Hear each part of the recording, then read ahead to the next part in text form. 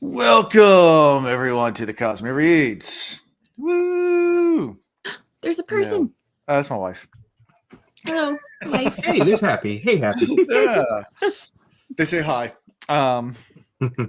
Hi, Happy. We're live. Hi. Yeah. For season 3, episode 19. We're episode 84, Episode right? 84? Is that it? I don't know. You keep track. I don't. Yeah, 84. You're right. Hey, Yeah. I'm trying. Yeah, I'm horrible at keeping track. Yeah. So I don't know. I just like to go back and reminisce about how many episodes. I can't believe we've been doing this 84 episodes. yeah, I got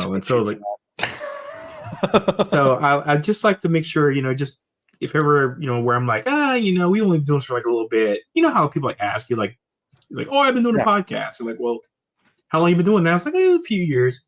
Yeah, a few years. And it's like, but 84 episodes of a podcast is, and then we're going to hit 100 like in, 16 weeks. So yeah, we're getting there, getting pretty close. Yeah, so 4 months away. So you're talking about what?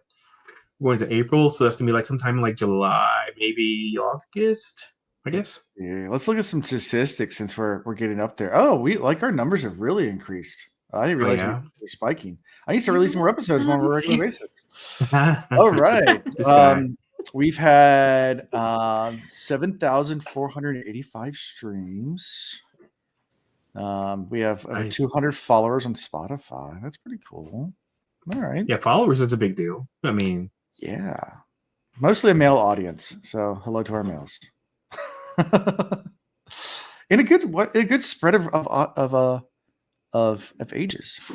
So cool. Yeah, and a ton of countries. Yeah, now that's the thing that gets me though is, I mean, I'm always surprised. This is now my second podcast I've been a member of. I mean, the people that listen to podcasts outside the U.S. is kind of insane if you really look at the numbers. And then there's a lot of times it's Americans living abroad that also listen to podcasts because like they can't see American television and stuff like that, and they just want to have a connection. And so they're like, a lot of stuff is closed down by region, but podcasts are not. You can download it from anywhere, basically. So, male audience hoping Tree forgets her job. Never. Not today, boys. They want to see her take off the glove one finger at a time. Safe hand will never be shown. Oh man. No knuckles today, boys. Nope. Watch, and then we get to Tress and we're not in Stormlight anymore. And it's just like, what? Safe hand, huh? What? Who? Safe hand? Nah. We're not. That's right. There's somebody. That's right. There's a lady in this episode that shows her safe hand. Yeah. I think so. Because she's a what? Ardent. Ardent. Thank you. I don't know why that word escaped me for like a minute. Yeah. Fun times. I try to turn my air conditioned chair and I feel like it's making a lot of noise. Nope. We don't hear anything. Isn't it? Okay, because I hear like the fan like clearly on my end for some reason. So okay, well I'll leave it up. What about you, Alan? Can you hear it? Like maybe? I don't know. I don't hear anything. So if I didn't say anything, you would have known. So that's good enough reason for me to go ahead and leave my air conditioned chair on because it's a little warm. Yeah, it was warm today. It was toasty here. And I haven't switched my Nest over because it goes into like, it's got a heat cool mode and all this kind of stuff. And I haven't gone and switched all the vents around and told the Nest, hey, I need you to like put the temperature lower. So like the inside of the house is probably a lot warmer than it probably should be. Yeah. So I'll take care of it. It's cold here. Eventually. I mean, aren't your summers like 60? Maybe. I don't know. What is 60? Oh, that's right. Sorry. Celsius. Your summers would be 32. I think they're closer to 70s. 80s, actually. 16. Is that your summer? 16, no. 17? It's like 20s, 30s. Oh, it's 30s. Oh, whoa. Yeah. Oh, wow. You get 30s? Not like high 30s, but we do get it in the 30s. Okay. Yeah. I didn't know a guy like that. We got negative 20s and positive 20s and sometimes negative 30s and positive 30s. Jeez, y'all are all over the map. All over the place. Wow, but do y'all have a lot of allergies there? Like a lot of like pollen and stuff like that? Problems there? Because here in Virginia, it is god awful. Yeah, we do. What's the record here? For highs? Yeah. It's been 100 and something. Oh, it's been like 100. It got to almost 110. Yeah. it was like in the late 90s. Yeah, I'm trying to Something. think. It was almost 110 one summer. It was insane. Yeah, I think it was like only one day. It wasn't like the whole freaking month or something. But no, stop, go away. You know, you have like those average like fire detector stuff comes up, like you need to renew. Oh, yeah. Let's see. I'm trying to find it. Record temperature in Newport News, Virginia. The highest ever temperature ever. It just says average over 95. I won't be near that. I mean, it has to be a record over 100 something. I don't know. Probably. It gets hot. I don't know either. Yeah, it does. It's been close to 110 here before, which is like 40 I mean, and by the way, and I could easily be saying 110, and it might have been the heat index was 110. Yeah, so true. I mean, my memory wouldn't have recollected what. So 43 Celsius. Yeah, it's 2 degrees here right now. What temperature? 2 degrees. Oh, wow, right. What? Cold. Yeah, right now? It's cold. Oh my god! We had an ice storm just that past Toronto, not like in my area, but like a couple hours north. But it was like a bad ice storm. Like trees have been split in half and are over the road. All the grass has like a casing of ice on all of the little blades. It's crazy. It's you know really what temperature creepy. was? You know what temperature was here today? 26 degrees here. Yeah, it was 26. That sounds cold. No, we're talking about Celsius. Oh, Celsius. Yeah, oh, 26 Celsius. Fuck We're doing the conversion. Well, it was 26 degrees here. We're trying to help you out. Yeah, go F yourself, Alan and Orlando. Yeah, it's short sleeves. It's short sleeves. Oh, yeah, it's most definitely. Yeah. Those long sleeves. It's all soccer jerseys here on in, kids. And the main reason I wear soccer jerseys is because they of course, they're made to breathe. So they have all this mesh and stuff. So you it's just always airy. So I feel comfortable in any hot environment. Yeah, very breathable material. Very, very breathable. The only thing is they're so expensive though. Soccer jerseys are crazy expensive. Yeah, especially if you get one for your favorite team, like this one from Seattle. It cost me a freaking nosebleed. Whatever. Crazy. I never bought one, so I don't have no idea. All my clothes come from. I have no reference. So there you go. Well, it's now look, it could be worse. I could be into NFL jerseys, like football jerseys. Those things, NFL jerseys, are crazy expensive. So the only reason these are expensive is because they're not as popular. So there's not that many out there. So that means they have to recoup their costs, so no smaller quantity. But NFL jerseys, I mean, you're paying $140 US dollars, by the way, on some nice ones. Give money for a shirt. Yeah, that's a lot. Our family has $5. Our family has some hockey sweaters. I guess they call them sweaters, but jerseys, like NHL. Yeah, the hockey joints. Yeah, I've got one, and it wasn't crazy expensive, but it's because it's a new expansion team, the Seattle Kraken. Yeah, but if you want to get them vintage throwback ones, so I don't have any ones bought from the stores. So my brother's wife's my brother's father-in-law ran security for the Capitals, Washington Capitals. Mm-hmm. So he has a ton of game worn sweaters, from a bunch of different players. So we have a bunch of actually has bloodstains on them. Pretty cool. Some Hall of Famers too. That sound advertising. That's not appetizing to me whatsoever. They're game worn. It's awesome. That's nasty. That's sweaty, bloody, human, gross. Game worn. If it's game worn, is going under glass and getting displayed on a wall. Oh, we wear them during games. You want to wear? We washed them. I'm going to tell this story only because it's kind of related. What's even the point? So I went to a concert at Norva, and it was on the college dropout tour for Kanye. Okay. And so I'm in there at the Norva. I mean, again, he was brand new. I mean, it was insane the fact I saw Kanye West, John Legend, all these people right there, in this small. Norva's a great venue. It's a small non-seated venue here in Hampton Roads. Sure. So I'm seeing him. He's doing a concert. Blah blah blah. He's like, all sweating, doing the whole thing. Wiping his face with a towel, and he throws a towel into the crowd. And me and 3 guys reach up for it all at the same time. We're kind of like struggling for this towel, and it took me like 10 seconds to realize. I'm like, wait a minute. I'm struggling to capture a towel with the guy's sweat on. And then I let go of it. I was like, I don't care whose sweat it is. It's disgusting. Right? Anyway. People are crazy. It's just a person. It was that moment though. It's like I was excited about it. I was like, oh, look at this. He touched this. And then I was like, oh no, wait a minute. It's nothing branded about it. It's just a white towel with his sweat on it. Yeah. And we 2 guys were still wrestling over it. I was like, oh my God, I can't believe I was over there. At a concert venue, the floors are always disgusting. I learned that firsthand because I lost a shoe at a concert once, and my white sock I was wearing was black by the end of the night. Oh man. I wore some nice white, all white, bleach white kicks one time at a concert. Oh, no. And someone threw up right in front of me. I threw them things away immediately. I was like, there is no amount of washing that my germaphobe self was going to be able to deal with. Yeah. To continue to wear them shoes. So they instantly trash worthy.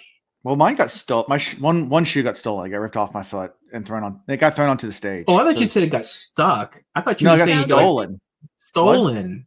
What'd you say? Crowd surfing? I was. You got your shoes stolen. Why? It was the 90s. It was 1998 Family Values tour. I'm not crowd surfing. I'm not up for that type of. Well, I was in high school. No, I would never do 1990 Family Values tour. So it was Incubus, Korn, Limp Bizkit, Orgy, Ice Cube. I think it was during the Korn set that I just jumped. Someone lifted me up and threw me up on top of the crowd, and the next thing I know, my shoes flying up onto stage. I'm like, there goes my shoe. Okay, bye. I'm gonna say something that probably is gonna throw everybody for a loop, but the amount of times that I have been in a crowded public venue and been groped by men is insane. Same, Alonzo. I'm just being honest. Same. Never been groped by a woman. Just that. Well, yeah, look, if a woman groped me, I'd probably be like, hey, what do you look like? Yeah, but they don't because they know, especially when I was younger and stuff. Bodily autonomy. But it was always, it was guys.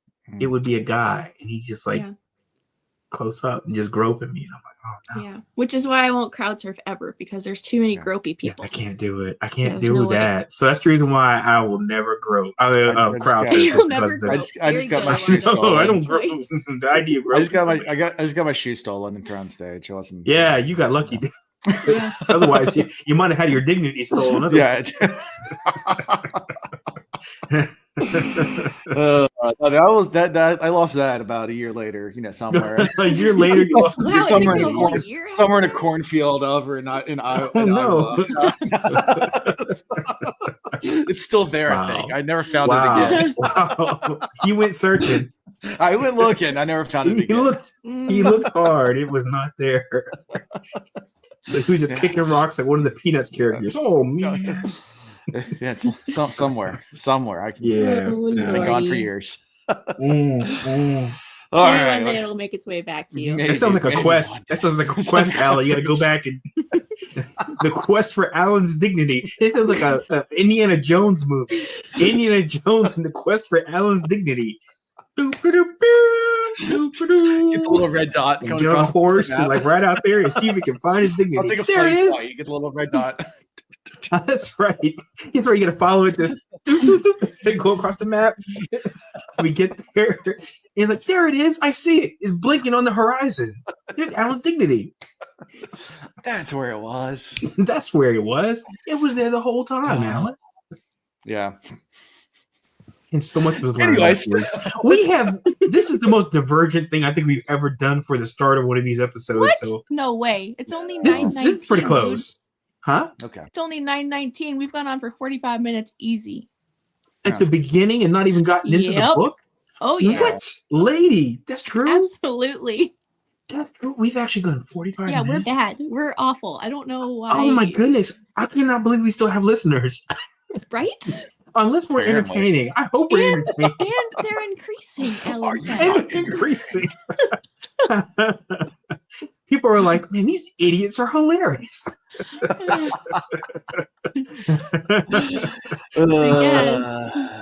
I'm gonna go with that. I always assume that's what it is. I'm a lovable idiot. I'm just gonna go with that. Have you seen a train? Have you seen Trek? You just can't look away. You know, you just can't. That's right. Yeah, that's right. That's us. They're like, what are them Duke boys gonna do next? That's a Dukes of Hazzard reference for those who are too young to know. That's what they used to say. I don't know. We might have some young listeners out there, and I said the Duke boys. They might be thinking like, what? Yeah, I'm one of those. I don't know what that is. So they used to do that right before like the end of a commercial break. They would show like the General Lee, which is the car that they were in, which was this Dodge Charger. I think it was Dodge Charger, and it was like bright orange. And they would like jump like a bridge that was broken out, and they'd be like, "What are the boys gonna do now? How do they get out of this bucket of syrup?" Yeah, okay, I do know the Dukes of Hazzard. I just didn't. Okay, yeah. So I didn't click with the Duke boys. Yeah. So that's what it's from, and so that's probably what people are like. So what happens is, it make you want to tune in and see, like, how do they get out of the situation? So they never entered by opening the door to the car. They'd always jump like through the window, like always. Oh, that thing's welded shut. That was welded shut. I don't think I ever saw that door open. Yeah, the door never opened. So like when we they had to jump in. We would do drive-by, like jump into the golf cart, and you had to yell Duke of Hazzard. So like as you're jumping in the golf cart, like Duke of Hazards. That's a rite of passage when you golf. There's somebody that gets in the golf cart, and they're like, because usually you'll leave the golf cart kind of behind, and then they'll get in the golf cart, and they will drive up to kind of where you are, but they'd be like, I'm not stopping. You got Dukes of Hazzard, this thing. Yeah, so you got to jump onto it. And they have handles on the top of the golf cart. So if you're really good, you can kind of... You can do a little flare. You can do a little flare. You can kind of jump and grab the handle of the golf cart, pull yourself in. You know, because usually you're not carrying your whole bag. It's just one club. So you just like jump on one handle and then put the club in the bag in the back and then just swing around into the seat. Aw, thank you, Wadahala. This isn't Wheel of Time. It's a good day, good people, including Alan. That's an inside joke from the Will Reads. Say good day, good people, and I do. It's usually and Alan. Yeah. So, you guys ready to talk about Way of Kings? Let's talk about Way of Kings. Let's do the thing we were meant to do. Yeah. Why not? Axel. So Axel and his cousin Av are walking down a corridor in the palace of Ashino of Sages. That's a mouthful. Yeah, it is. Their mistress walks ahead and stops at an intersection. She asks for his bag of tools and proceeds into the hollowed hall, where she begins to destroy works of art. Yeah, and I hate her. She's not my favorite character. Slashing paintings with a knife. Whole time I was like, the tree hate is going to be real. I know. What? The fact that she is destroying priceless possible pieces of art, I was like, tree is going to go apoplectic. For no reason. Well, at least we don't get to know the reason, which is even worse. It's even worse. Taking a mallet to the sculptures, knives to the paintings. Just slashing everything. This is a form. It's protest. That's what it is, right? They're doing like the gouging eyes out of the sculptures and stuff. God. The knife to the painting. Yeah, that hurt me in my soul. I was like, oh no. She was cutting it like out of the frame to steal it. But no, she's just slashing it up. Nope, slashing it. Yep. Oh my God. Yep. I hate her. Yeah. Alan is a dark friend in whatever world he hops into. 100%. No, she's the dark friend. All right, well, we're done with this chapter. Moving on to the next one. Well, no, there's more. We're talking about the Night Watcher. We hear about the Night Watcher here. There's a lot of foreshadowing for the next chapter. Like, I'm out. Fine. There's a lot of foreshadowing for the next section. So they talk about the Night Watcher here, and then they also talk about the old magic. Like, so there's some like stuff that comes up here that comes up the next, like in the actual chapter that we had to read. So right. It's like it's a lot of little foreshadowing, little nuggets. Like, ooh, what's that? Ooh, what's that? Oh, well, they're going to explain it in the next chapter. Not really going to explain it, but they're going to mention it again. So we're going to do some world building here, and that's basically the whole point of this. Cool. We talked about it. Yeah, we talked about it. It was fun. Okay. I'm sorry. Tree is so ready to Did this hurt you? Did this hurt you? It's like hurts her in her soul. I knew it would too. I knew she was gonna be like, no, because she appreciates all art, and I knew this was gonna be like a rough one for her. So, So Tree, I called it on the bike. I was like literally on the bike. I was like, this is not gonna be a Tree episode. She's gonna be pissed. She's gonna be mad.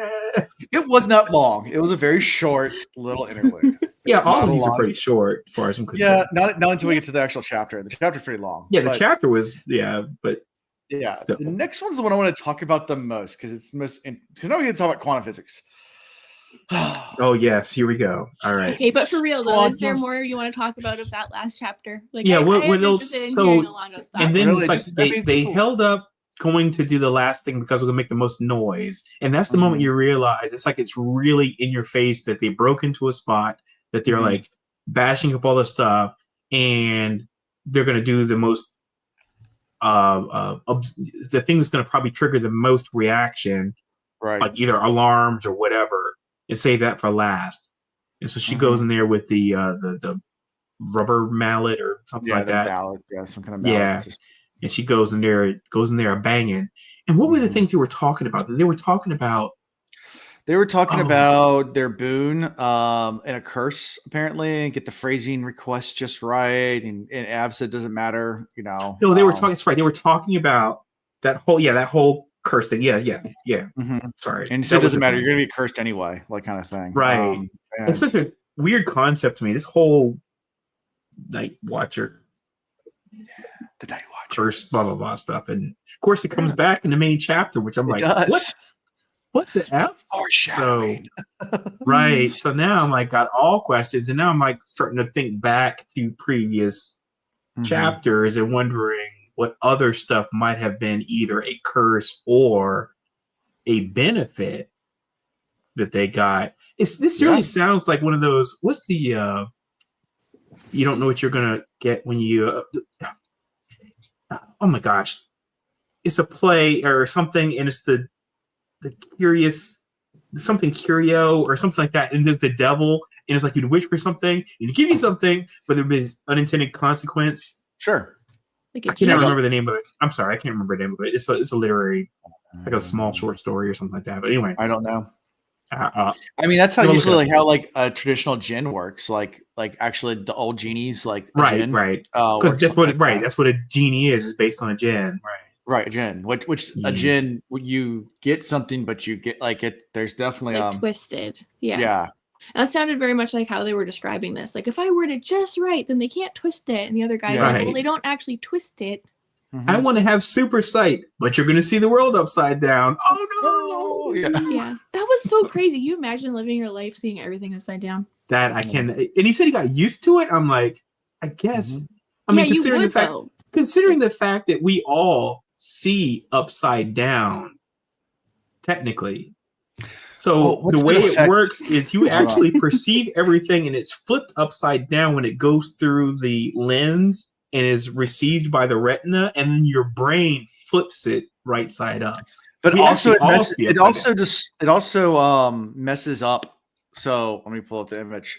Someone's gonna make up some kind of glasses that flip it for you. Flip it back. You're like, this is the way you actually see it. You might have to flip around your head to do it. This is a classic. What's it called? It's called the Thatcher phenomenon. I like the Thatcher effect. Thatcher effect. Thatcher. Have you heard of that? Have you heard of that? The Thatcher effect? Nope. No, I was too busy trying to see if I could find this devil curio something. Share screen. This is gonna look really weird, but these images are the same. But your brain fixes it when it's upside down. Oh, I have seen this. It's weird. That's called the Thatcher effect. Okay, yeah, I have seen that. Yeah. If you were to turn the screen around, they're the same. It's the exact same picture. Just your brain upside down will fix it. Yep. Which is really weird. Thanks. I hate it. I know. For everyone like a whole horror movie with just like that effect, and you'd be like, "Yep, good horror movie. You got Great horror movie. You got me." Yep. Yeah. But yeah, you can print those pictures out and turn it around. And it's like, damn it, it actually threw it. My brain is automatically adjusted. Like it's, I don't like it. But They got a bunch of them. It's called the Thatcher effect. But yeah, so cool things. You ready to talk about quantum physics? Are we done with this chapter? Man, I was really trying to find something. The closest I can get is monkey paw, and I was like, that's not what I'm thinking, but monkey paw is close. Whatever. Yeah. All right. Let's go on. Let's get into the observer effect. Yeah. The double slit experiment. That's what we're going to talk about. So Interlude 8. Jarenid? Yeah. Jarenid and Ashir are two ardents, and both kind of older, devoted towards lots of research. And they're studying Spren. Yeah. And they're trying to figure out a lot of things. Just trying to figure out how Spren interact and things like that. And they're trying to measure flame Spren. Because flame Sprens tend to be sporadic. Like they kind of jump up and down, change shape, size, and kind of dance around like flames. And they must not all look like kind of like little people all the time, because it's noticed that it's like, oh, they almost look like people. Right. Like at some point in time, which means that it must be kind of a rarity to see them that way. This reminds me of the quantum experiment of the double slit experiment, if you ever heard of that, with electrons or light. So if you take two slits in a wall and you fire electron or one photon at those two slits, and you do not observe it, but then you just take a piece of paper and see where the lines line up the other side, it looks like a wave. Like they look like the particles hit each other and there'll be multiple lines on the other side of the slit, of the two slits. However, if you put a camera or you try to observe which slit the particle or the light is going through, it turns into just two lines versus multiple lines. So by adding an observer, it goes from a wave to a particle and acts like a particle versus a wave. And it's called the double, they've done it a bunch of times. It's called the double slit experiment. It's in physics and it's quantum. You add an observer and all of a sudden it conforms to a different reality.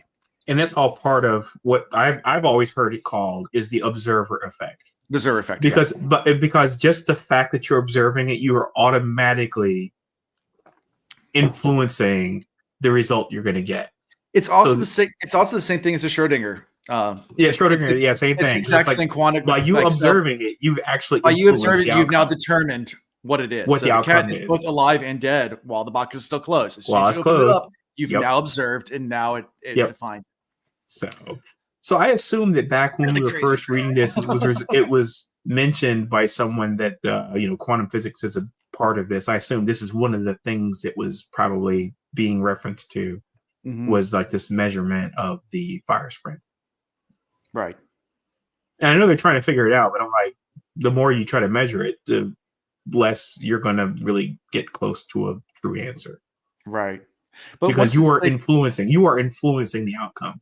Right. But they were trying to say, like, if I just draw a measure, does it automatically form? No, I have to measure. You have to actually measure. You can't just draw a number and it just grows the number. It doesn't work that way. No. It doesn't work that way. And it locks in place. Yep. Which was really, really crazy. They talk a little bit about realms here, just a tiny bit. But kind of getting some crazy kind of weirder stuff in this chapter. Yeah, they said something about she was eating something. Yeah, I think, and was like, I wonder if it tastes the same in Shadesmar, or I wonder in the cognitive realm or the spiritual realm. Yeah, I thought she literally said Shadesmar. She might have said Shadesmar. She might have said Shadesmar. Yeah. So I was like, I wonder if they feel the same way about how delicious they are, or something like that. Yeah, it was weird. Yeah. But it's funny because she measures it, and it's not until she actually calls out the measurement the Spren locks in place. Not even when she measured it, it didn't lock in place. It's only when she wrote it down and she recorded it. Right, the number had to be recorded. Crazy. And then when she erased it, it was back to wacky wailing inflatable arm. It's me changing sizes. There you go, Alan. Well done, Alan. Well done. Thank you. I want my Oscar.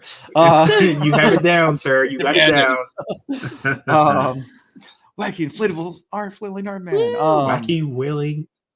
I think Shadesmar is by Philly. Man. That might be true. Shadesmar might be by Philly, where all the black ball, the little beads are everywhere. just the abyss. Good old Philly. I don't know. So thoughts about all this? What's your thought about measuring sprint?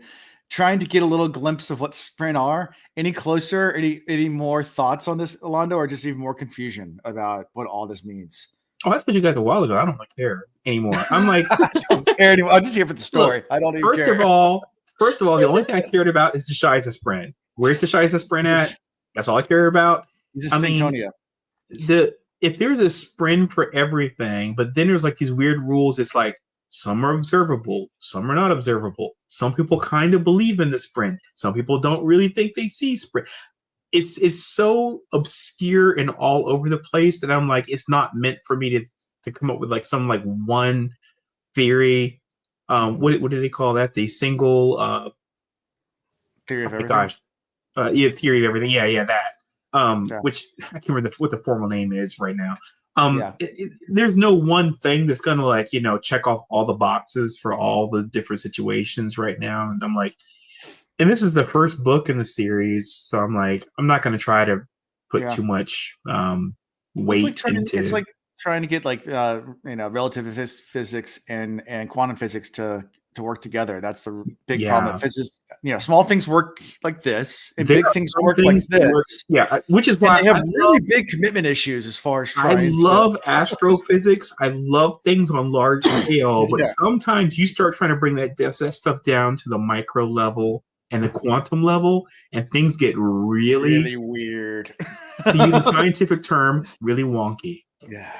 Really? I mean, it's like wonky. And it's like, nope, things can teleport. And it's like, wait, what? What? Yeah, literally things teleport. Yeah, atom tunneling. It's a thing. Atom tunneling. Yeah, so so again, and it's something I'm like, because my mind can't get wrapped around it, I'm like, that's not meant for me to understand. I get the concept. I get how it works, how they found it, but it's not meant for me to be like, I'm an expert in it. So gravity is not the problem. Gravity is just time dilation observed. That's all it is. And then, of course, the proof of gravity waves, which is something that's been theorized for like forever and was just like confirmed recently. New theory. There's no such thing as gravity. The Earth just sucks. The Earth just sucks. I love it. Those things can be true. The Earth just sucks. The Earth just sucks. That's all it does. It's like a vacuum cleaner constantly. Yeah. Yeah. What was it? There's a bunch of like you talk about astrophysics. Like what is it? The Andromeda problem. When it has to do with time dilation. Mm-hmm. So that's something they just discovered. Like, because when you have two objects that are moving at different speeds, they affect time. Time moves slower when things move faster. Right. However, when you extrapolate it over a very, very, very long distance, it gets exaggerated. So if I'm standing still and looking at the Andromeda galaxy, which is billions of light years away, and you're walking past me looking at the Andromeda galaxy, because you're walking past me, because the distance is so far, you are seeing it decades at a different time than I'm seeing it. And that's part of the whole observer issue. That's what it comes down to. It's what you're seeing is decades different, tens of years different than what I'm seeing, because I'm staying still and you're walking. Yep. Insane. That's crazy. Isn't it? Yeah. It's my brain can't absorb like any of this. Physics is fun. My brain is not made for this. Yeah, I'm just thinking in my head like this whole time. Who run the world, Sprint? In the quantum realm, in quantum physics, time doesn't really matter, whereas in the relative time doesn't really matter. And gravity is just a concept of time. It's time dilation. That's all gravity is. Time wells. Bending of time fabric causes gravity. Now I'm doing let's do the time warp again. That's all she's doing, by the way. We have she has checked out. She's just singing songs over here. You guys are doing great. She's on the Beyonce joint, whatever. She's like, you're so smart. And then there's a new paper that just it's not new, but it's new within the last few years that we might actually be in a black hole. There's actually a theory that our whole universe, the supermassive black hole, right? Supermassive black hole, that the whole universe is within a black hole, and someone's like, and time doesn't really even exist. Therefore, why am I even doing anything? Because it's not real. Right. And now I'm singing news. And what did Ian write to me today? He's like, imagine a retired. Wait, what did you sing? What's this song? It was the supermassive black hole song. Oh, there you go. Okay, I was like, okay, I should have got that joke. Here's what Ian I'm said not as today. good with popular music as I used to be. So what if our entire universe is just probably in a tiny glass jar somewhere that some alien kid placed on a shelf and got a C- on the science fair project? It's just some giant galactic being. It's just like it's a C-. I'll put it on the shelf, and that's our entire universe. Look, that's no worse than the whole. What was it? The universe exists on the back of a turtle, but then it's like, well, what is the turtle on? That whole thing. Yeah. Like, I keep wondering, are these just like insects or like flying into my? Yeah. It's like little tiny gnats have gotten in my whiskey. You got whiskey spread. Whiskey spread. Whiskey spread. Oh my god! Name that, spread them on. And it's like I want to take it. And I just want to like shake it and make it like release the whiskey. Maybe if you measure it, it'll go away. I'll measure it, it'll go away. Well, you still strange. How dare you? Just measure it and then write down 0.00000. 0.00, and it'll go away instantly. All right. Oh, no, it's not. Now that we've lost half of our listeners to quantum and relativistic physics, and also tree, and we lost 1/3 of our hosting trio. Yeah, I'm just gonna be singing show tunes for the rest of this episode. Let's just go ahead and move to assassinations. Wait, we can all talk about that. Which show tune? I'm curious now, Tree. Which show tune would you be listening to or thinking? I don't know. Something will come up. Oh, okay. Just curious. Nothing in my head at the moment. I love a good musical. Love a good Broadway musical. Yeah. I don't want to work today. I don't really want to work today. It's not. I don't want to go to work today. Or I don't really want to do the work today. Do the work today. That's it. I don't want to. Yeah, I don't really want to. I don't really want to do the work. Today. Yeah, it's a great one. That's every day. I-9, Death Wears White. Zeth, Sun Balano, Truthless of Shinovar, kills 2 guards as he crashes through the door during the King's Banquet. We start off with a bang. He comes in, just killing. Yeah, but we knew what was going to happen on this. Oh, yeah, we did. Yeah, we knew that. Go killing again. He's that dude. Michael Crumbopoulos. I looked it up last time, and I will never forget. Again, Michael Crumbopoulos. Here I go killing again. Yep. Here we go. Yeah, but he does not enjoy it though. He doesn't. He's crying. I'm going to call him the weeping assassin. Yeah, he does not like what he's doing, but he's there to kill King Hanavar and anyone who gets in the way. Yep. And he just starts to slaughter everyone. Yeah, and he got mad. I gotta say, this king, huh? Sorry. He got mad at the king for having a party. He's like, why do you have to invite so many people? Why didn't you invite me? But this king sets up a trap and willingly, and I agree with Seth on this one, and willingly knew these other people were going to be there and get executed. Yeah. That's a shitty maneuver. Don't. Yeah. So all these other just victims. Yeah. And that's just so important because they were just bystanders. I mean, they didn't know what they were signing up for. It's not like they were like all like armed with it. They were just there, just like, regaling and all that kind of stuff. Yeah. And then they got cut down. And he was sitting there like on the top of the table, just swinging his sword, just like taking them all out all at once. Yep. Poor people. I feel bad for them. Yeah. But he has 2 shard bearers to try to fight him at once, but they were not used to trying to fight. How did they rise out from underneath the table? Can we get to that? Because I didn't understand that piece. Because it was like he was going for the king, and then they kind of come up from underneath the table. They were hiding. Oh, they were just hiding. Yeah. Okay. Well, the description made it sound like they were like came up from nowhere, and I'm like, I think there's a trapdoor or something under the table. Yeah, but even that would be weird to me, so I didn't quite understand how that could have worked. But if they were just hiding under the table, I guess that's a long time to wait under a table hoping some guy walks in. Otherwise, you just look like you're like pleasuring the king, like a freaking episode of what was that cop show, Police Academy? Yeah, maybe they were playing Go Fish under there. Speaking of gravity, then Zeth cuts free a stone and starts lashing it multiple times, like 10 times, which is like 10 G's, like just tons of gravity. I do, for some reason, I love this verb of lashing things. I don't know why I like it so much.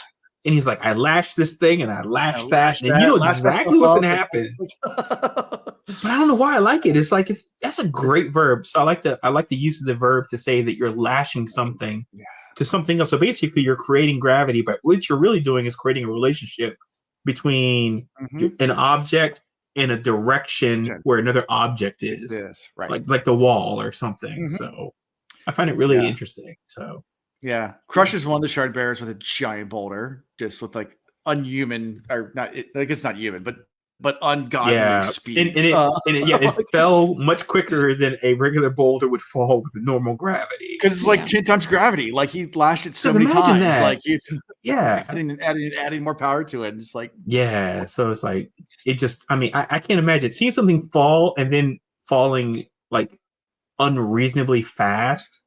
I mean, how would you respond to that? Like if you saw something really big moving at the speed of a bullet, like if it was like in space. That would freak me out. Have you ever seen like a car like on different planets, like the gravity and how fast they crush? Like it looks unnatural. Like when you put like a car like in Jupiter's gravity and like how fast it just like you drop a car in Jupiter and how fast it pancakes. Like because it's like looks so unnatural because of the amount of gravity. It's just like crumbles up and implodes instantly. Like jeez, wow. So I kind of picture that like just rapidly like shooting down. Because we watch everything here on Earth in 1G. Everything falls in 1G. I mean, nothing. I mean, it's like shooting something or a rocket, something's propelled down, but then we see like evidence of that. But like to see some inanimate object falling at those speeds is breaks the uncanny valley. Because we're used to seeing something fall at 32 feet per second or 9.8 meters per second. So it's like you expect it to go that speed every time, all the time. Right. But then to see something move a lot faster than that, it would really be you wouldn't know how to react. And it was 10 times faster? Yeah, it lasted 10 times. So you're talking about now you're going from 9.8 meters per second to 98 meters per second per second. That's insane fast, right? I mean, you're that's I mean, that's something. I mean, just like ending up at the end of your neighborhood in a second. Just done. I'm like, it talks more about how you can't lash any like shard plate or shards themselves. So like because they're infused with Stormlight, you can't actually attach anything to them. But doesn't stop the table you're standing on. He's like, nope, I can swipe that out from underneath your legs. I mean, he's very good at his use and the ability to manipulate things around him, because having a skill to do that is one thing, but knowing how to do that in like all these different perspectives, because he lashes himself at times at different times, and he's like oh well now up for me is going to be that wall and I'm going to stand on this wall. You know, I mean, imagine doing that and flipping around like you're in a freaking Lionel Richie Dance on the Ceiling episode, just all of a sudden, you know, just Fred Astaire style, you know, it's just doing some Jamiroquai. What's that video that with the moving floor? With the on the rotating around. He's like virtual insanity. Virtual insanity. Doing some virtual insanity. Oh my goodness. 90s throwback again for all you young kids out there. But the thing is, though, and the reason why this is impressive, he's doing it in the midst of battle. I mean, so you're talking about these are all. Doesn't he take down both of the shard bearers in like a minute? Yeah, I mean, it's like it. I mean, it's described in like it's like a whole passage, but basically it happens like under a minute. So that means he did all these internal calculations, mental calculations, and was like, do this and this and this, crush. Do this and this and this and this, and then stabby. You know, it's like, wow, that's really impressive to do that. I mean, and not get like befuddled or slip or make a mistake. Yep. He's kind of a badass. Oh, he is the badass. I'm still convinced he's actually the real main character. Yeah. I've been kind of thinking that the whole time. I'll be dead honest with you. I've been thinking that the whole time. The book started with him. It keeps revisiting him. I'm like, I think he has got so much more gravitas to this story than everybody else. Yeah, just the little bits we've heard too, right? Like everyone else is just filler. But I mean, and every time he shows up, super impactful. I mean, this guy is like changing like the direction of nations. Oh yeah, with what he does. Sure, and not by his will. He's crying the entire time. He doesn't want to do any of this. Yep. So yeah, and it ends up killing the king at the end. I mean, pins the king down, drives the sharp blade right through his face. The only thing that is in my mind holding him to this is his religion. Right? Like nobody's forcing him to do this. Nobody's putting compulsion on him. I mean, I guess unless there is some kind of spell or something on this stone, his oath stone. Okay. But in my mind, it is just him and his own oaths keeping him to this, like his own honor. Okay. Yeah, I keep wondering. I was like, what, like I'm wrong. What would happen if he said, "Nope, not going to do it today"? What would happen? Right? That's what I'm thinking. What if he just decides to just get a new religion? What if I was holding the stone and I was like, "Today, I want you to go kill the Pope," and he was like, "Not going to do it." Nah. And what am I going to do? I'm be like, "Well, I'm going to poke you until you do. Pokey poke, go do it. Yeah. Go do the thing." And he's like, "Not going to do it." I'm like, what are the ramifications? Does he die? I mean... Yeah, I don't know. And then it's like Seth could just kill the person that's bossing him around. Take his own stone back. I mean, he could. I mean, again, unless he's like that tied to his religion, but that just seems a bit much. Because, I mean, to get to a point where you're crying about doing it, I'd be like, well, if you really are that worried about the lives you were taking, you know, it's like, well, go take the life of the guy that's actually trying to direct you to go kill all these people. Yeah. Yeah. But he's truthless. He's truthless. Whatever that means. Truthless. Yeah. Well, we'll find out, I guess. We'll see. Eventually. Sure. One day. Sure. I don't have a lot of hope in that right now. I feel like we're going to find that out in like book 7 or something. I can give you a spoiler. You will find out more about it. Not anytime soon. Thank you, Alan. See, I knew you were going to say that. Not anytime soon. I was waiting for you to say it. See, I knew you were going to say that. So. Anyway, if this podcast makes it that long, I'm sure we will. We'll make it there. We'll be 90 years old and old and gray, but we'll make it there, right? Well, you guys. At that point in time, I'm going to like start jumping ahead and be like, screw this reading it for the first time thing. I'm going to go find it on my own. Anyways, so yeah, just this whole chapter is just a bunch of cool fight sequence scenes, but also a lot of killing. A lot of killing. A whole lot of killing. All right. Are you ready to hold on? Let me see what the epigraphs from this section. Oh yeah, we're back to obitugraphs now. We're back to obitugraphs. Oh yeah. Yeah, when I listened to that, I was like, we are back to the obitugraphs. We're back to my friend Obitugraph Jones. We are back to obitugraphs, which I knew they were coming back. So that's I'm getting it pulled up for you.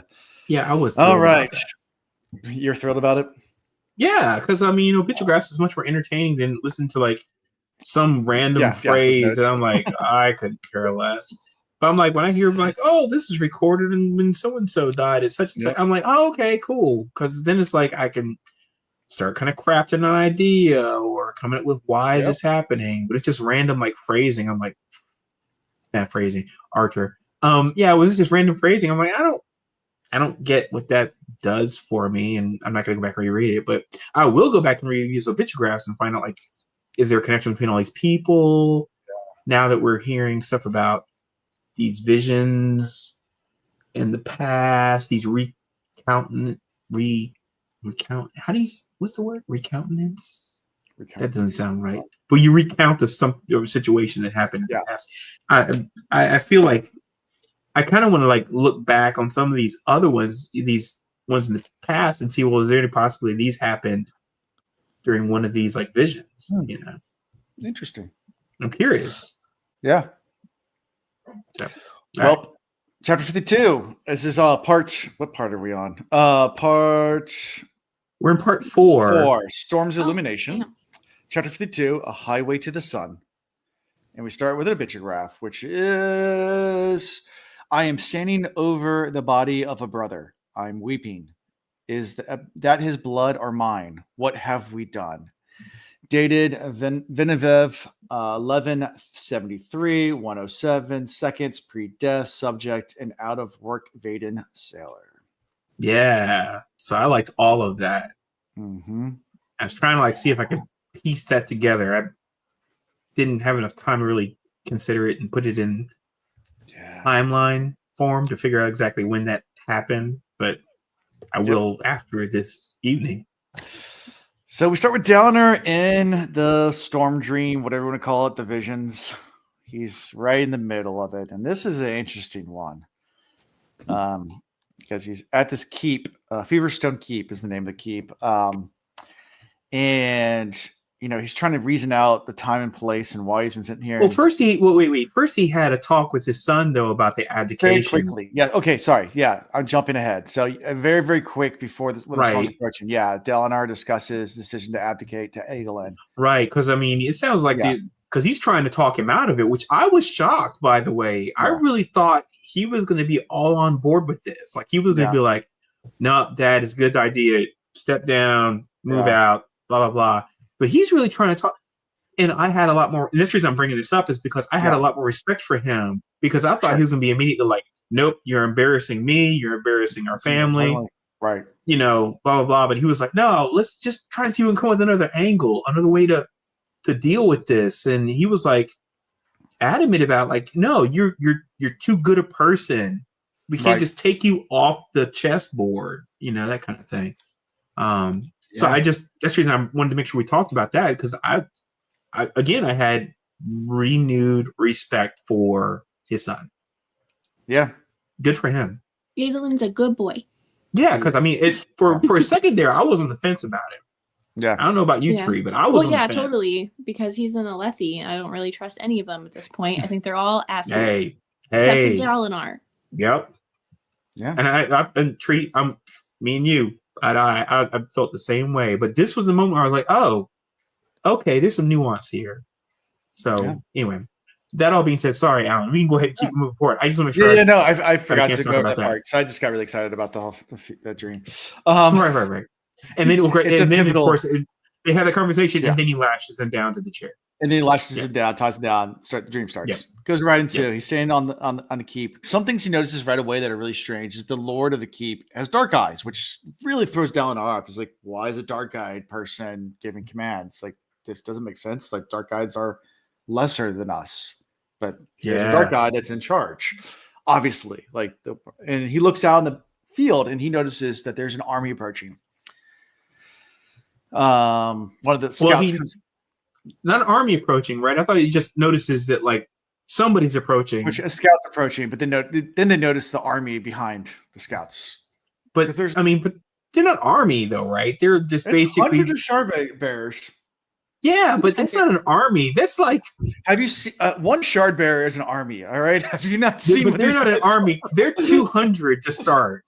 They're like 100 to 200 people. That's not an army. That's like, but they are their people. And well, first they notice the white flag, right?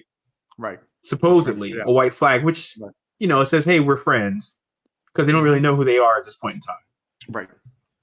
And they're like, "Okay, well, these like 100 people," and then it's like, "Oh, well, it's actually our, it's the Radiance, right?" And they're like, "Oh, okay, well, we're good," but they're kind of coming up in formation. That's the piece that freaks you out. Is it's like, I don't care how many people it is, if it's 1,000 or it's 12.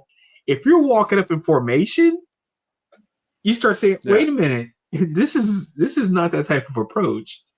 So, so I was on edge the whole time when they said they were in formation and walking up. I was like, "Oh, this is not good," because they all got swords and they all got armor. And we know these guys got powers on powers. So yeah, I have a little question. So this time Dalinar's name is Leaf, and wasn't that the guy from before with his wife and daughter from the like little farmhouse? That's the same name. Cat blow up doll monsters, not blow up dolls. No, it's not the the blow up balloon animals. Is that the same name? Seriously? No, it's not the same. Because I was gonna say, how did he end up in the military? Oh, I thought that was Leaf. Oh man, because that was Leaf. Yeah. Because once the Radiant guy saw him fight, he's like, "We need you to come to." I'll go back and find the other person's name eventually. I'm scrolling right now to find Man, her. Tree, if you had made a connection there, I'd be like, Tree is like, she's the one. She's like Neo in the Matrix. Listen, I like people with nature names. There you go. Everywhere. I'm so sorry, computer. She was like, he's in my family. His name's Leaf. His name's Leaf, right? I was like, I'm pretty sure the other guy's name. We're related. Yeah, I love it.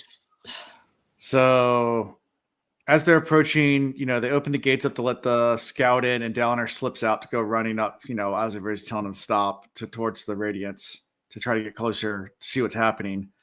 And he's not far away when one of them finally takes a shard blade out and just rams it into the ground, and then holds his arms out and lets all shard plate fall off of him and turns around. Yeah, just lets the gauntlets go. Yeah, the breastplate falls off, the boots, everything just falls to the ground, and then all 200 of them do the same thing, shove their blades into the ground, and then all their armor just falls off, and they all start just walking away. It sounded like 200 mic drops is what it basically sounded like to me. It was like just 200 people just hold the mic out and be like, drop, I'm out. Yeah. And Dalinar feels this tremendous sense of just tragedy and loss because he realizes what this is. This must be because they've heard about this in legend, the Day of Recreance. Right. This thing where the and by the way, can you say the word again? Because I kept trying to lock in on it when it was said on the audio book. It's the day of what? Recreance. Yeah. Recreance. Recreance. Okay. Yeah. I mean, I kept thinking it was something, and it was said a few times, and I was like, I don't feel like I'm capturing that word properly. So thank you for helping me out on that. Okay. Yeah. And he keeps noticing, by the way, that every time that you're all taking the visor and stuff comes off, he's noticing the different races and stuff. Right. He's like the eyes are different. It's just varied people. They're not all bright eyes and whatever, right. all homogenous. It's just varied, races. And I was like, oh, he hears some traitor guys with the long eyebrows. He hears some fate screaming too. He hears a fate scream. I think at some point there is it does mention that. Yeah, it mentions it. It's a fleeting line. But he goes on to try to run after them, to try to ask them, what are you doing? And they're not answering. And they ignore him like he's not even there. They just keep on walking. They just keep walking. Yeah. Freaking rude. One of them finally stops, but then he's talking in the voice of the Almighty, the person who talks to him in every dream. And it says, and all he says is they were the first. They were also the last. And Downer looks back to see just utter mayhem as people are just running out of the city to claim the blades. And he realizes this is how this whole noble art orders. This is how it all started. This is you talk about random. This is mayhem. Essentially, yeah. These people are running just out going here on other people to keep their blades and Oh my god! And then it's the officers are like, well, I'm going to go out here and I'm going to go stand. And then it's some random person picks up a blade and this is you ain't no officer now. This is the 1998 mall Black Friday sale for Furbies and just the other Sharpies. At Walmart where literally people are being Now I'm gonna go back even further. I'm gonna go back even further. This is the Cabbage Patch run. Yeah. All right. When there was a Cabbage Patch and you saw a bunch of middle-aged, white women in the freaking department stores fighting, and it was what? Crazy. What? People are crazy. Why people gotta be so crazy? Yeah, but that. And then the fact that you have to explain this to people that there was actually fights in freaking department stores with Cabbage Patches. That's the way I feel this is going down with these swords. I mean, but it's a sword that has crazy amounts of power. Which is a big drinking day. Everyone was just getting out of their exits so they could go to the bathroom, man. They were like, you know how long I've been holding this urine? And you ain't got no porta potty. There's nothing. I mean, at least dig a ditch, my dude. That's all it was. They were just all right. They were like, look, I had to pee in this armor, and now I can't wear it no more. Yeah, exactly. Soiled my armor. So, I'm just gonna let it go. Soiled armor. Yeah. Get it cheap here. Hope it rains. Like, I don't know. What do you do? Yeah, that's right. You better hope. I mean, this scene must have been just utter, like, just devastatingly sad in so many different levels. Not only seeing the Radiants just give up everything, but then seeing human nature take over and the greed and the greed. Yes. Instantly overcome people and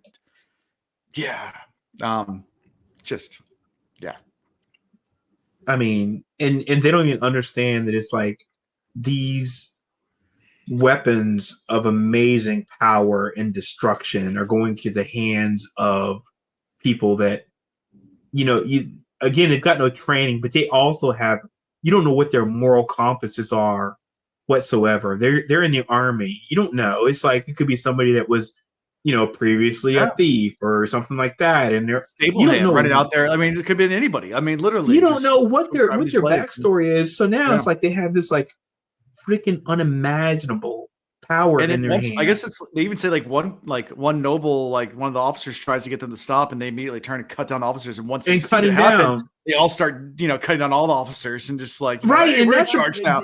See, that's the part that really hurt me in my soul. Is I was like, I felt like the officers here were not the officers that we have been bred to understand this entire book.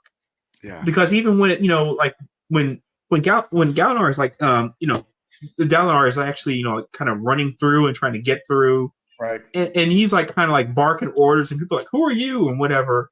No officer turns to him and is like, that dude's messing up and saying the wrong thing. Send him to the brig or something like that. They're just trying to make sure they keep order. And I feel like it's a different type of hierarchy going on here versus what we see in this entire book. And it's a shame that somebody went out there trying to create order amongst the chaos of these swords being out there, and they were immediately cut down. Just cut down, yeah. That's just so sad, Yep. What can you do? Yeah, and this is why it's mentioned before in the book today that the Night Radiants turn their back on mankind or whatever. It's talked about that earlier in the book. Right. They talk about a lot, and that's why the Knights Radiants they have this mixed thing of awe and like disgust, like that culturally, like throughout generations, it's like this thing about like the Knights Radiants, like where it's like, were they good or bad? I don't know. But but it's only because they didn't explain themselves. So because they didn't explain themselves and defend themselves, you just assume that they did so with the worst of intentions. Yeah. Because bad storytelling. And remember, the victors tell the story. So the victors are the people who got these swords. And so they're the ones who are going to be like, yep, them assholes just came through here and they were like, they were talking nonsense and smack, and I had to go out there and I had to smack him 2 times and take that sword. And I bet you they like played it up and romanticized it. I'm sure. Like, oh, well, you know what? They came up and they was talking nonsense. And so I smacked them with my pimp hand and then took the sword. Yeah. That's the way they're going to tell the story later, but Yep. Yeah. So after all this, Dalinar comes back to himself, and Dalinar and Adolin almost immediately resume their conversation. And Adolin wishes Dalinar simply recognize that the visions aren't true, and if you ignore them, you can keep on leading the Princeton. And Dalinar's like, I refuse to believe they're not true. I might be mad, but what I'm seeing, I'm believing what I'm seeing, and maybe I'm going crazy, but I refuse to say they're fake. That's just If only he had Google back then. If he had Google so that way he could just confirm the events the way they happen. Yeah. They get Navani and Yasna. Yeah. Yasna's just as good as Google. Yeah. I hope so. But okay, so I actually had some questions about the whole thing. So when they lost their shard, because they said something just like turned into mist. Was it all their shard that turned into mist? So some parts of their armor turned into mist. Right. The shard blade itself did it. It was mentioned like when it was on the ground, like it started turning into mist.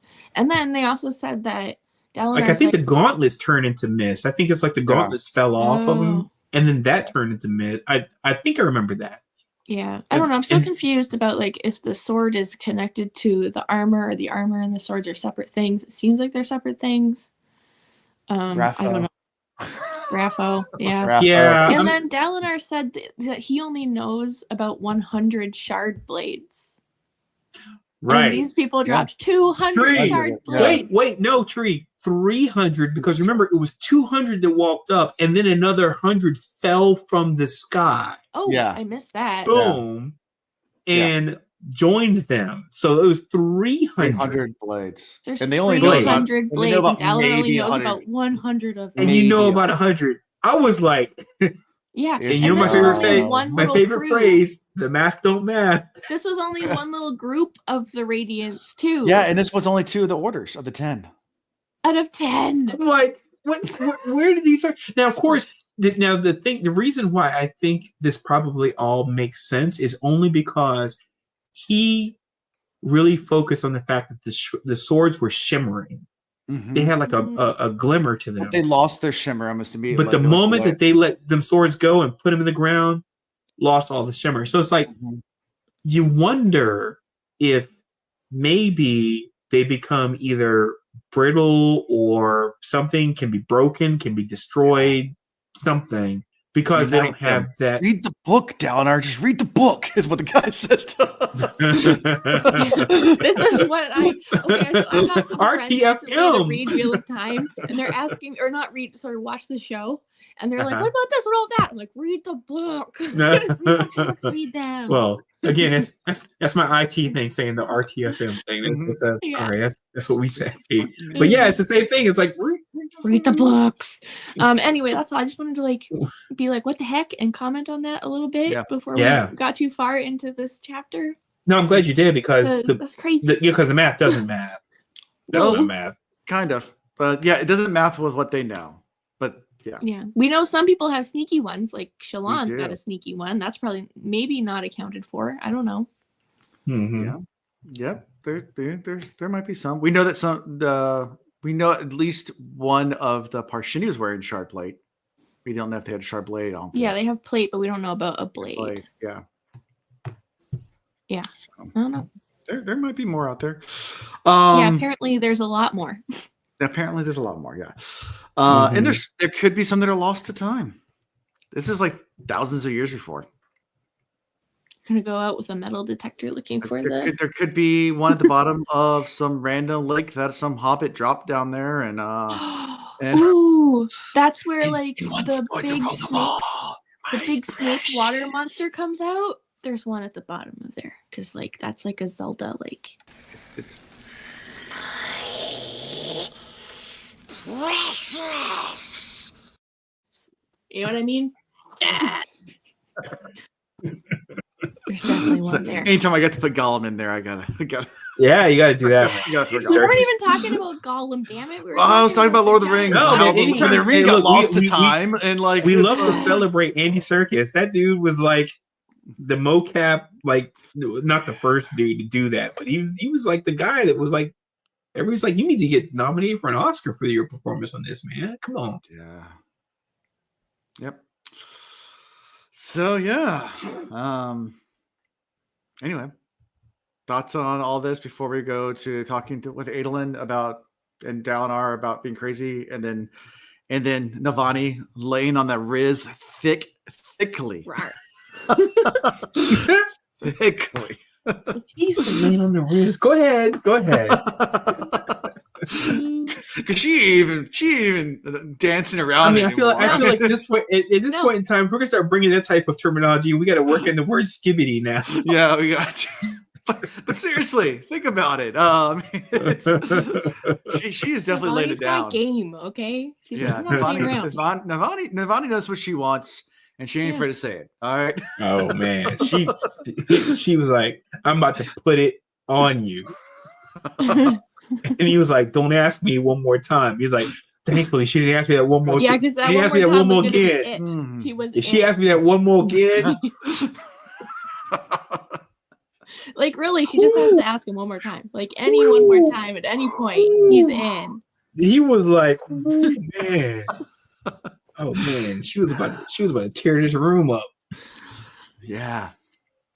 She wasn't even, I mean, not even sugarcoating it. I mean, it was just laid it right out there. Oh, this was like so overt. Mm-hmm. Just, you know, her intentions. I know you want me. I'm gonna throw it like way back to the 90s. It's been a long time. I should have left you without this dope to step to. Wait, which Way of Kings books is this? This is the first one. There's only one Way of Kings. There's only one Way of Kings. Yeah, it's first this is the Way of the Queen, but this is the Way of the Queen. What? Yeah, this is the Way of the Queen. Here she go. Here she go. Is this a new person? Oh, seen. Well, this is not Ian and Chris. If you've watched the Will Reads, this is Alondo and Tree. But you've heard Tree on the Will Reads. But yeah. Alan, I'm on both. Tomorrow night we'll be doing the Will Reads. So if you want to come again, Jordan, you can see Ian and Chris. Yeah. Speaking of which, I gotta pop in more often, man. I was doing a good job there for like a while. I would pop in, harass you guys. I gotta do a better job, man. I promise. Fun I'm gonna do better. Yeah. See, I know of them is what you said, and I see OF, and all I can think of is Only Hands. Only Hands. Only Hands. Only Hands. We still need that shirt. If you like it, then you should have put a glove on it. If you like it, then you should have put a glove on it. Yeah. Anyway, don't matter if he want to see it.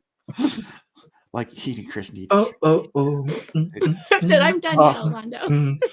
Man, we didn't on that song kick today, Tree. Yeah. I know. I'm feeling the music today. So yeah, back to the book. Basically, he, basically said that I still need to abdicate. Then Navani lays on some thick, overt. What's the word I'm looking for? Oh, she went in that Marvin Gaye action. Yeah, she did. Let's get it on. Dismissed Adolin, and he's like, "Well, let's get some guards." He's like, "If I wanted guards, I want to dismiss your son. I want to be alone with you." Yeah, like, this is not appropriate. She's like, "Oh, are you suggesting that something inappropriate might happen?" Yeah, like, and Dalinar's like, he's like, "Oh, this dude, he was." Yeah. He's barely keeping it together. Man, he was trying to keep it like hidden. He was like across his legs and stuff. He's like, what? Who? Pants got tight. Pants got tight. Giggity. There it is. He was in that moment. Fun times. No, it's not. Blue balls is not fun times, guy. It's not fun times. Yeah. So yeah, Stormlight Archives is what you're reading here. Yes, and Way of Kings is the first book, the Stormlight Archives. Yeah. Yes. Yes. It costs me right now. Yes. 52 chapters in, so if you haven't read it yet. So Dalinar book. Or do you like Alan? What's the thing you go on the site that does the summary stuff? The Coppermind, right? Yep. Yeah. So wait, somebody Alan, wants to. You don't read these chapters and make your own. I do read the chapters. I don't make my own notes. I just use the. But he said that he said that there's like a bunch of stuff on Coppermind, but he told me a while ago when we were doing the first of these books, he was like, "I'm not allowed to go on Coppermind." No, Coppermind we're not allowed to go on Coppermind. Yeah, Coppermind shows all the links and where everything goes. And it shows like all the stuff and spoils things and blah blah blah. But this is why I know it does a pretty good job of not spoiling things. But if you click on any of the hyperlinks, because they have like any phrase or anything, you can click on it and it automatically takes your page and tells you all about it. Like any but Alan, we're like place. We're like 1, 2, 3, 4, 5. We're like 5.5 books in. I'm gonna kind of say, if you consider the Arcanum Unbound and stuff like that. I'm just conditioned to know not to go to that site.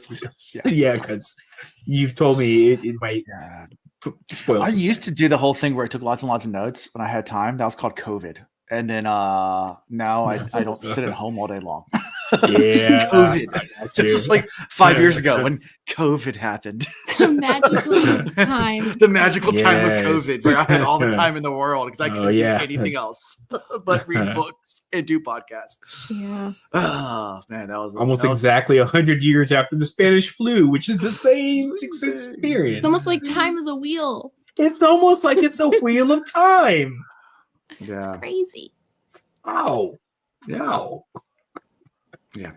All right. So we're okay. We're pretty much where Dalinar tells Navani he wants described for him and communicate with Yasna. So they're trying to figure out details. Like, can you write down what I'm doing? And okay, so here's the thing I'm not sure I understand is why didn't they do the whole the pin span read? Span read. Thank you. Span read. I was like, I knew it was a read, but I couldn't remember the first word. Why didn't you do a span read message to Yasna? Why did they have to have her come and inscribe it instead of using a span read? Because he needs to trust somebody. Right. But and also the span reads, you're not sure who's on the other side. You can't, like, it's one of those things where you don't want to do that live. So they want to describe it and write it all down and then probably test code words before then doing a span read to Yasna. Like, you don't want to do a direct. Yeah, like, but none of this is controversial. It's just like, hey, these are things I saw in a dream. Yeah, is it? But they could be. Yeah, they could. Like, we don't know what is and what isn't. Yeah, we don't know what's blasphemy, what's not. Hidden. Yeah. Okay. Well, then that's the perspective then that I didn't have about this. That it might be controversial. Yeah. I just thought this is like, hey, this is a dream I had. Can you confirm whether this stuff actually happened in real life or not? Yeah. I don't think that's really odd at this point, but maybe it's just because Ardintia likes to basically the religious monks of this world. They do like to filter and keep certain documents that Yasna, she's a heretic, likes to research. Yeah, they suppress things from the past. That right. So we've already picked up on that for sure. Okay, so there's a possibility they should talk about something that might be like taboo. Right in the what I always call it the restricted section of the library, like in Harry Potter. And then they'll be like, "Oh, they're talking about the thing. Mm-hmm. Burn them books that talk about the thing because we gotta make sure we can't have." Okay, sure. Especially everything with the Knights Radiant seems really hush hush, right? Like they never want to talk about them, right? Because it's that, and then what's the creatures that Voidbringers? Voidbringers, thank you. Yep, which are like super taboo, right? Yeah. So can't talk about that at all, right? Yeah. So the span read thing, what Alan was saying, like, they would want to set up safe words and stuff, and like he needed somebody to trust, which is crazy that they won't let men write or read because they always have to rely on a woman. Yeah, because men are supposed to read. They always need to tell at least one woman what they want to write down or talk about. Men can't read or write. No. If they want to send a message, they can't do it themselves. They need another woman there, which is crazy. That's a feminine art. So men aren't supposed to learn to read or write. Yeah, but it also impacts the merchants though, because the merchants need to have a woman actually do all the transaction stuff because the men can't actually like keep the receipts and all that kind of stuff. Yeah. So it's a really weird society. Very interesting society. Yeah. Run this mother. Sounds like a solid plan to control them all. Girls. I'm all illiterate. Yeah. It's crazy. That's why I do audiobooks, because I never learned how to read either. Because it's I know. I don't even know what this neon sign says behind me. I just got it because the colors are nice. I don't look cool. know what it says. Yeah. I can tell you, but I won't. Free. It's like the people that get like the Chinese tattoos, the Chinese character tattoos, and don't even know what they mean. And like, oh, I love those every time. What is his name? What? That's my mom's name? That's what her name is? Wow. I know. I don't understand it either, Alonda. Why'd you put that on your wall? Man, look, it's prophetic. I mean, I guess sometimes you just gotta put your mama's name on your wall. I guess so. I'm not judging. Yeah. There you go. It is what it is. We don't judge here. Anyway, too late for refunds too. So that's pretty much how we end this chapter with them coming up with the plan. With her throwing it at him down, and her throwing it at him. Throw that kitty at him. Him barely able to hang on to his sense of morality and turn her down. He's like, no kitty, no kitty, no kitty. Guards. Save me from my hormones. She got close enough to. She got close enough. He could smell that perfume. He was like, "Oh no, my one weakness: the smells." Yeah.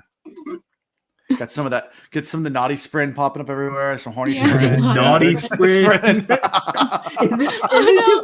Is it just a bunch of like sprin like dancing around like a reed or something? Just like doing like their leg kicks and stuff, and like doing the just doing some belly dancing. Yeah, like perfect. Man. Sprint pole dancing images. I need to see them right now. I need a sprint Pokemon card for that. Sprint them on. Gotta catch them all. Tree, why are you not writing these down? Here's the thing. I started drawing them, but then I was like, they're really not that interesting to draw. Like a lot of them are super basic. Like they're just like glowing orbs or like Shine the Sprint is not interesting to draw. That's okay, like a but garbage that would be interesting. card. That's interesting, but that's not like a real spren, right? So like when I started drawing the real spren, I never said really real spren. Never said real. Use your artistic license. Just I can make like little characters. I'll make characters. Please. No. That sounds more fun for me, actually. No. I was trying to do like realistic No, lady. I want you to go off. Yeah, they're so boring. I want you to be like, I'm gonna make fecal spread, and then like just go crazy with it. It's just Mr. Hanky, you know, like hi, you make your own poop spread, Mister. Poop spread. Absolutely, Mr. Hanky the Christmas poo. Yeah. And then horny spread for like when she's throwing a kitty at him, the horny spread, and all that. But I'm curious what a horny spread looks like, so. Horny Spring has extremely like long eyelashes that does a thing like in the Tom and Jerry cartoons where it does a thing where it looks like the eyelashes are doing this, where it's like, come here, big boy. Like the eyelashes? The eyelashes. Because that was the thing they used to draw back in the cartoons back in the day, like that. And then the horny sprint for a guy is going to be like back in the day they would draw like the cartoon characters to turn into a wolf. Yeah. They would turn into a wolf and he'd be like, woo! Oh my god. Yeah. Alan, we need you to go to the copper mine and find pictures of horny sprint. Of horny sprint, okay. Please. Yes. I'm sure somewhere. I'm not going to Google it right now. If you can go to DeviantArt and look that up, I'm sure. If not, I could type it into like the chat GPTs and stuff and see what I could find. But see what comes up. Sometimes it won't do anything that's too sexual. It'll be like, not gonna do it. I can't have it. Yeah. But you can get around that. You can trick the AI into doing stuff. I'd be trying. That's the reason why I'm going to install my own AI on this computer so I can do my own thing. At least it's just a big horn. That's right. It's like a big rhinoceros horn. Just. I was thinking like a trumpet. Like a French horn. It's like a flugel horn. It just sitting there in the middle of it. Yeah. The French horn. Music. There you go. All right. Well, anything else in these chapters before we do favorite character? I forgot how to do favorite character. I want to hang out with the people that were eating all the food and studying all the spren. That's where I want to live with them. Yeah, with the ardents that just like to eat and study spren. Yes. That's pretty cool. I thought you were going to say, I want to take the mallet and go to town on where that lady was destroying artwork and then destroy her. Well, I thought you were going to say that. I was like, I cannot imagine you being violent. I could see you being violent this one time. No, I would just like judge her real hard. Like just you judge her hard. Like, oh wow, you're disgusting. Yeah, get some J looks. No, I've already forgotten about her. Like she's already a repressed memory. Oh wow, you were like the last time I read these books, I completely forgot about that because I'm like, you suck. You're out of my mind. I ain't got no brain space for you and your nonsense. I ain't got time for that. All right, what do you got, Londo? What do you got for us? For favorite character? Only because of the nuance and how complex the character is. I will, and I'll get this opportunity every so often, so I'll choose Zeth. Okay. I mean, because it's not like Zeth shows up that often, and then like when Zeth does show up, it's like we get the facets on this guy is insane. Yeah. And I'm like, geez, man, what are you going through? I'm gonna give it to Devani just because, she knows she wants. Put it on him. She knows what she wants. Yeah, she's like, the price is right. Oh, did you just pick Navani, Alan? I did. Oh, jerk. That's jerk. I was gonna pick. You should have let Tree go first. Oh, I thought Tree already went. I thought Tree picked the people that eat a lot and No, that was before. No, she was just talking about it in general. She hadn't chosen. Sorry. You can have Navani. Talk about. And I was like, yes, I want to hang out with these people. And then that is I'm sorry. It's all right. No, it's okay. I'll pick Renarin. Oh, good night. Because he's a good boy. He is a good boy. And he was like, why don't we just prove these things are real? And Dalinar's like, I never thought about that. And I just thought that was a funny moment. So I'll pick Renarin. He was a voice of reason. Right. Yeah. I mean, and you got to appreciate that. But unfortunately, I feel like, I'll be honest, I'm trepidatious about him.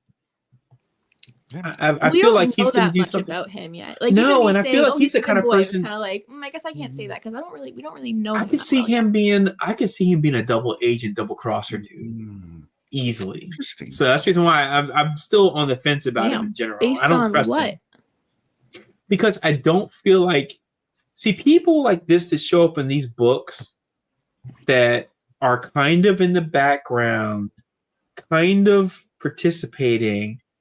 They always make me nervous that they're going to be the ones that double cross. Because if you really want to double cross somebody, you want to be kind of in the background, but not really like making a big show of like, I'm important, but you need to be in all the important situations. Right. And he's in that mode. And I can see him, being like, surprise, backstab me. And then, run out the door. Surprise, surprise. Mm-hmm. Surprise. Yes, Spanish Inquisition style. You don't expect it. He just shows up. He's like, "Ha! I was here the whole time."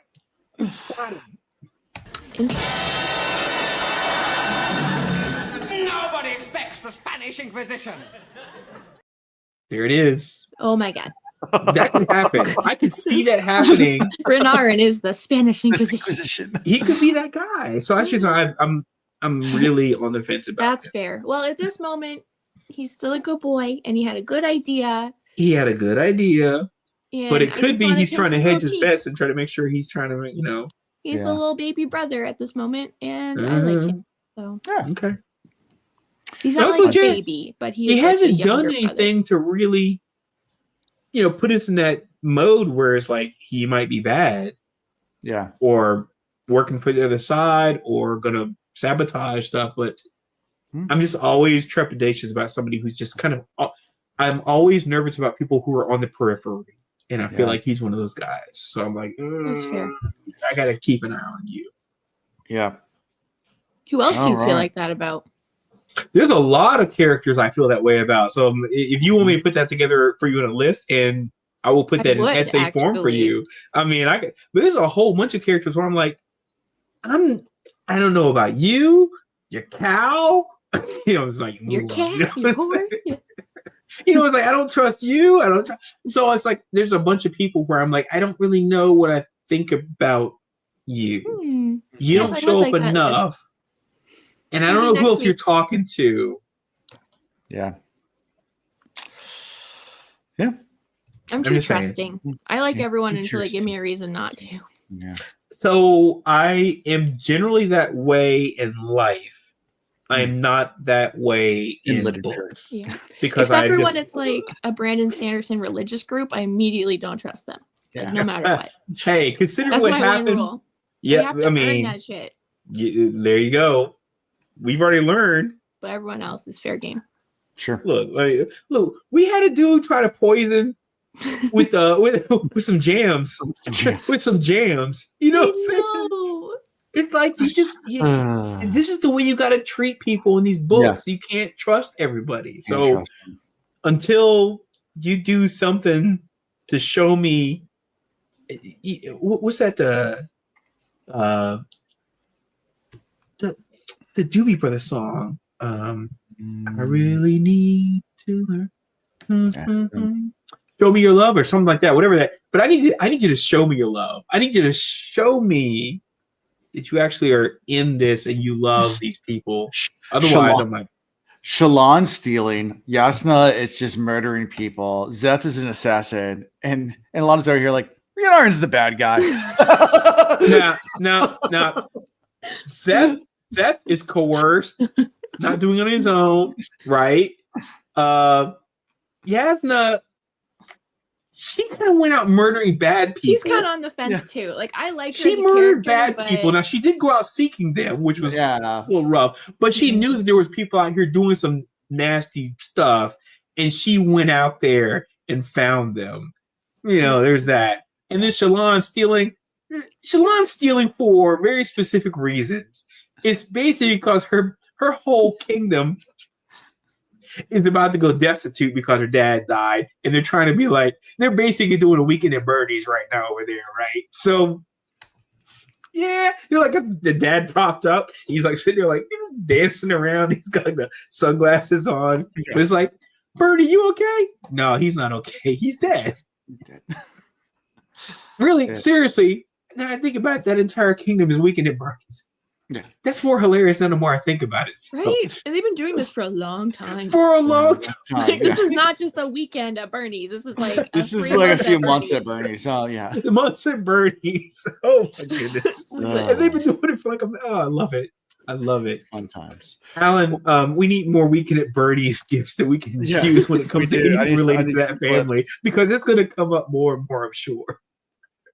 Yeah. I'm sure. All right. So next week we're doing 3 chapters, 53, 54, 55, 55. Okay. We got Dunny. Oh God, I don't like that already. Why? Yeah, Dunny. Dunny's the guy that sings on the Bridge Crew that we love so much. I know, but why is that the name of the chapter? Yeah. Yes. Oh, right. That's why you like it. Okay. Now it hits you. Yeah. So yeah. Thank you, Trey. I was slow. Gibbletish is the next one. Gibbletish. Gibbletish. Gibbletish. And then an emerald broom. Brom. Pretty. Bro. By the way, I still don't know what the chapter title, and I paid attention to it, was like Highway to the Sun, I think is what the chapter was. 52. Did not get it. I was really trying to like. I think they said it when the knights put their, I think it was like something to do with their glowing armor. It looked like a highway, like something like that. It had something. They as a phrase used in the chapter, but it had to do with either night radiance or and the like just the shiny. Yeah. Tree, did you hear that? Because I don't remember that phrase. Okay, so I missed it then entirely. Yeah. Okay. I missed a lot apparently. So I tried to. I'm trying to get better about noticing what the chapter titles mean, and that was one where I was like, literally, because I was excited because there was an obitugraph, and then I was like, oh, the chapter's called Highway to the Sun. I'm listening for this, and I kept waiting for something, and nothing really clicked for me the whole time, so I didn't know if I missed something, but it could have been. All right. Yeah. Fair enough. Okay. Cool. Sounds fun. Well, that's what we're doing next week. We're doing those 3 chapters. DK Moon. No. Stan. It was like, listen, not the only dark from here. It might not be he's that. a cool guy. Oh no. Maybe Dunny gets like some cool superpowers. Yeah, maybe. Oh man. Hey, look, Dunny could be like whatchamacallit in the third. Oh shoot. Who's the guy that got caught on fire and all that kind of stuff in the third book and Mistborn book? The one that has the Spook. Thank you. Spook. He can be Spook. He can be Spook and become like near dead, and then somehow they come back. If Dunny is the new Spook, I will be thrilled. Dunny could be the new Spook. Hey, like as soon as they introduced him, I was like, oh, I don't feel good about this. He's happy. He's singing. He's young. Oh God. Oh yeah. No, he's got "I'm gonna get murdered" written all over him. Right. And probably brutally. Oh yeah, exactly. While he's telling a story about his like forlorn past, and like it's like he's gonna get like shot in the neck. On Bridge 4, mom got killed in childbirth. Wait. Yeah. Oh yeah, we're gonna. Someone said on Bridge 4, my bed isn't always on death. I mean, Bridge 4. Yeah. Not only are they Bridge 4, they're also got chasm duty. These guys have been the worst of situations. Not We're getting at least one heart-wrenching story from Dunny's past. Oh, we're gonna get some deaths. I mean, the one, my prediction for this book, the one that's gonna get me is the reluctant soldier, which is gonna be Rock. Rock's gonna get killed. That's my guess. Don't say that. I'm saying it. I'm just being honest. It's so written. It's written. It's written in the stars. It's written in the stars. One at a time. Rock is not surviving. He's like, I'm just making soup. I don't know. I think Rock is gonna make it forever. Rock is gonna make it. Okay, we'll see what happens. Rock is gonna make it. Okay. He's gonna live forever. He's gonna learn how to fly. Rock. All right. We'll see. Lowlander. Why would you say something like that? Why would I say something like that? I just live in the lowlands. Exactly. He's up there shaving mustaches and stuff. He should. Yeah. He should hang around. Anyways, so how we can find us, thecosmereads.com. It's a website. You can find links to our Discord. That's the Will Reads Discord, but it also has Cosmere sections in it. So go check it out. You can find links to our Patreon. Support us. My birthday's on Wednesday, so in case you want to feel so generous. Yeah, 2 days. Happy early birthday, Alan. Thank you. Nice. So in case you want to feel generous, that'd be a great birthday gift. It would make me feel special. And then find links to our merchandise. Hopefully at some point we'll be adding more merch. I need to reach back out to them. I've been lazy about it. Life's been tough. I've had a tough week. That's to be we've had a lot of unfortunate events in our household. So I'm sorry to hear that. But hey, look, if you guys want to see what some of the merch looks like, I wore a Scott's Tank shirt. Last week or 2 weeks ago? The week before. But yeah. Check it out. I did manage to put out one Cosmere Reads episode last week, despite everything going on. But yeah, and not a Will Reads episode. I did not put a Will Reads. I put a Cos. See, look, I do care about you guys. He loves us. I do care. Hey. I have one on deck for. I did finish it. I have one on deck for Will Reads. Nice. Very good. I'm going to bed right now, so I'm tired. But so find us all those places and subscribe, all that fun stuff. Helps the algorithm. Write some comments, whatever. Podcast platform, YouTube, wherever you watch this, view it, listen, all that fun stuff. And that's pretty much all I got for this week. So see you guys later. Okay, bye. Bye. Thank you for watching the Cosmere Reads. God stay fresh. God stay fresh.